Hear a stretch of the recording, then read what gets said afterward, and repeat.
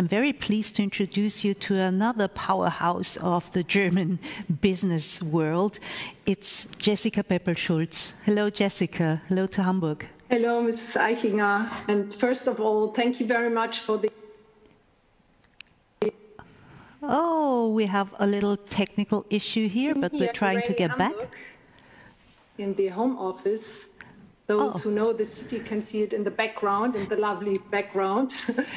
Yes. And Heidi, a great event so far, so congratulations to the entire Forbes team for this day, special day.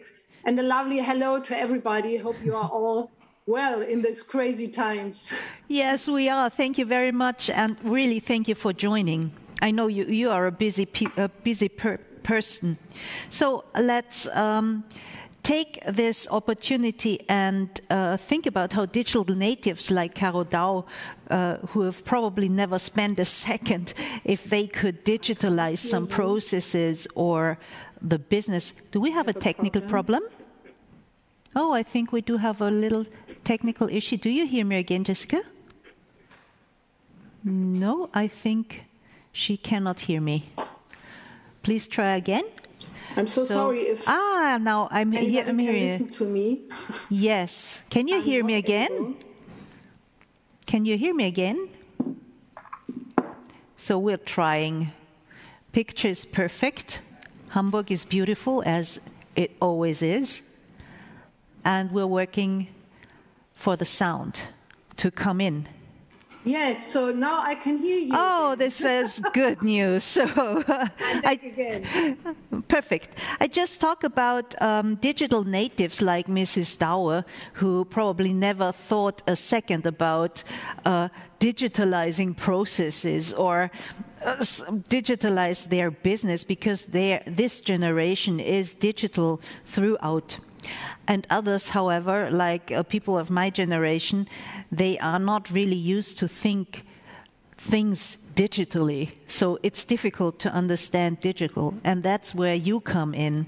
So you are considered one of the experts in the field of digital transformation with a great brand expertise, but you are also well known as a people manager. So some people would say this would be contradictory, but you talk of the digital transformation as a human digital transformation. So you focus on people and the cultural change, and that's also that you were brought in most recently as CEO of Condé Nast Germany.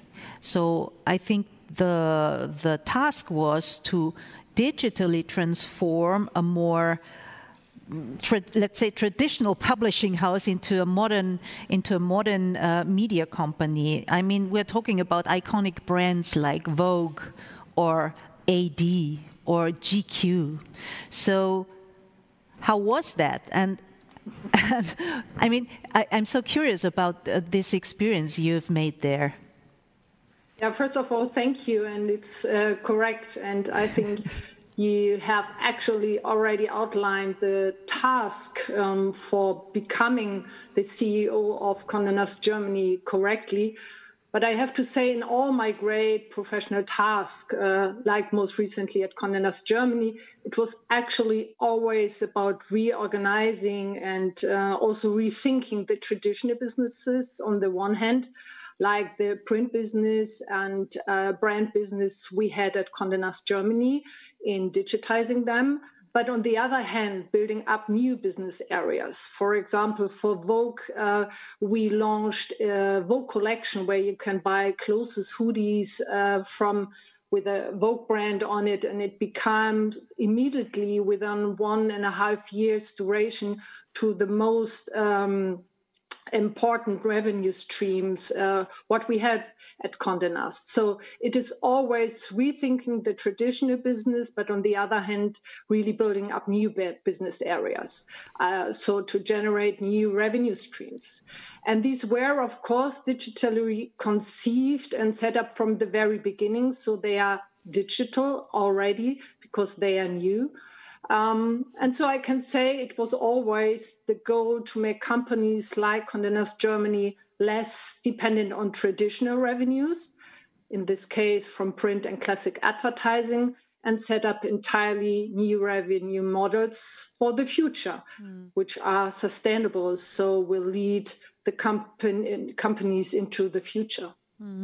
So, but I still imagine that it was a really hard task to fulfill, because even when you are thinking about into the future, and it's theoretically okay with you to just move a brand like Vogue into the digital era, let's say it this way, but emotionally you hang on to old times, right? And my question would be what was for you and for the team of Condé Nast Germany, and not only for them, because you have been, we have another technical issue again. I think the internet is not quite strong at the moment. We're very sorry for this, but we're trying to fix that. Oh, here she is again. Can you hear me? Jessica, you're back again. I'm sorry. I don't know if we have a little bit of an internet issue. My question was, what was for you the biggest challenge, not only at Condé Nast Germany, because before this job you have been also CEO from UDG, that is part now from of the PIA group. This is one of the largest digital agencies in the German-speaking era, and probably the staff there had kind of the same problems. So, what do you consider to be the most challenging tasks when it comes to this human digital transformation? Yeah, it's correct. The task just mentioned simply requires a completely new vision for the company or for the dedicated companies, and thus a new strategy. And this change includes all areas of the company, such as product management, sales, marketing, IT, but also, and never to forget, controlling finance, house service, etc., etc. So in my opinion, we often forget or underestimate that all areas, and thus everyone in the company, sooner or later have to become changed, and the change will come everywhere, and as said, with every single person. And I think this is not particular for Condé Nast. It was, as you said, in every professional steps of my life that change does really mean to look everywhere and go, or you have to dig deep. And the change, which is necessary for the survival of the enterprise or the company, must be carried in the goal by all involved ones. And this is the only way that this major undertaking can work at all. And so for me, this is the main topic, really, to make the change understandable for everyone in the company. And it's an entire company goal, this change. You once mentioned in another interview we did quite recently that it's a fixed thing that digitalization and digital transformation will happen with or without me, you told me. So I think it's very important to make those staffs clear that it is that way and there is no way apart of that. But again, what do you consider as being the biggest concerns when it comes to this transformation? I mean, the biggest fears people are fighting in a way. Yeah, it's correct. And this is the greatest challenge, is therefore the cultural change. And this is why I called it that every transformation in the first sense is a human digital transformation about the people and about the entire company. And this is not a question of setting up a cultural program in parallel with other work packages. This is underestimated. The cultural change must be perceptible in every work package and in every new process. It must be tangible for all the people in everything they are doing. In small but inconsistent steps. This is very important. And for me, this is why the human digital transformation is always the boss business, because it has to cover all areas and all people of the company. Because only then the customer customer experience will change, because as we just heard from Caro, it will be appreciated or the realignment will be appreciated authentically for the customers. And this is the most important thing. And the people in the company has to understand first, and then to live the change. And to achieve this, the change to a democratic and diverse culture or management style with a high level of personal responsibility, transparent and open communication, as we heard a lot also this year with with balanced promotion and mutual demands, and finally with appreciation for all areas of the company, whether traditional or new. You just mentioned there will be fights. Yes, the new people, the digital people against the traditional ones. But this must be all initiated in a prioritized manner and implemented consistently. And this is, once again, this is why such a corporate transformation is always first and foremost a human digital transformation, and again, and therefore always a matter for the boss and not for the communication team to change the culture. This is the wrong approach, I would say. But for just putting those transformations on the way, you need a kind of a brand awareness. So is it like, do you need for digital transformation a different kind of brand awareness? Or how do you implement this? I mean, because you are you work with really high-class brands, more than 100 years, like Vogue. And I think it's a very difficult task to put them, so to say, into digitalization. And I was wondering if the staffs would be aware of the power of the brands and what they can do with it. Yes, it's correct. When I arrived, we saw people that were less self-confident for the brand and for their work, because print and the traditional advertising services become more and more or less important for the customer. And so the people saw that the customer were more interesting in influencer and social media, things which Condé Nast was not standing for.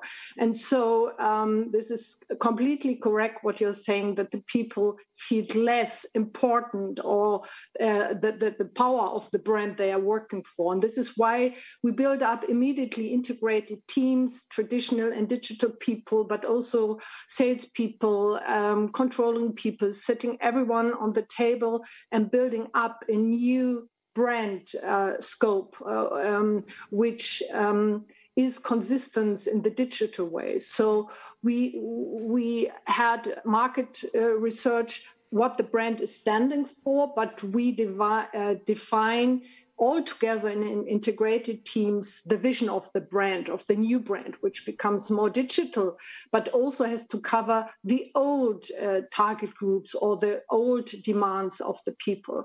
And I would say it was sometimes hard in the meeting. It was also big discussions, but this is what is change about. It is not always fun. It has also been painful to go through the discussions and to come to a common results with this of an integrated team. And so it was hard, but also we saw in little steps that it's working. Like we defined the Vogue collection, which become immediately, as I said, the most important new business stream of Condé Nast Germany.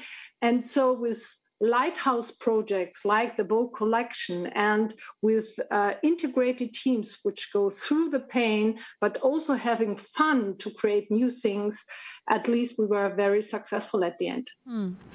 We're running out of time so fast. I'm so sorry, but I have two more questions to ask you.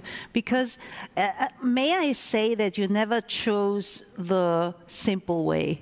So you've always been into digitalization in times even when we thought that the internet wouldn't have a future.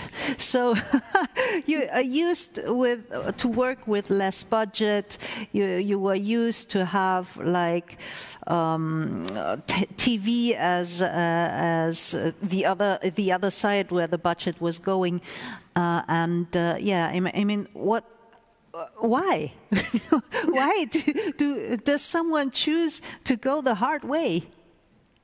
Yeah, that's right. Sometimes I ask myself why I'm that way. But, you know, I love challenges and I want to redesign with teams, with nice and motivated teams. Maintenance doesn't make me happy. I would like to rethink things, to build up new things. And this is why I always chosen tasks with the challenges, where the challenges were big. For example, when we launched Alice as a former small telecommunication provider with a very, very small budget, but we became, within 2 years, the biggest challenger of the Deutsche Telekom. And Deutsche Telekom was the biggest spender in the market. This is why we were forced to be more creative, to be more digital, to be very fast. So we offered the first internet flat rate in Germany. We sold internet products already then only online because we have no money to build up retail shops. And we attracted the greatest attention on the market with a very innovative, creative concept. And this is what's all about for me, about challenges, being the challenger in a market, to build up new things and to challenge, really. This is what I love. Last question. May I ask for a short answer, please? But I have to ask. You've left Condé Nast Germany in the middle of this year, so I'm quite curious about what you are heading for next. Yes, at least first of all, I rest myself, and spending a lot of time with my family because it was a hard run. But I'm attracted by everything that involves just such a comprehensive transformation with corresponding creative freedom. This is very important for me. And the media sector fascinates me still. And so, of course, also other industry or companies who want to transform themselves are being considered. So let's see, or we will see. So I will keep you posted. I have the feeling that the possibility that we meet again is a big one. Thank you very much for taking the time and talking to us, Jessica Peppel-Schulz. Thank you very much. I wish you all a fantastic summit. Take care, all of you. Thank you. Bye-bye. Thank you.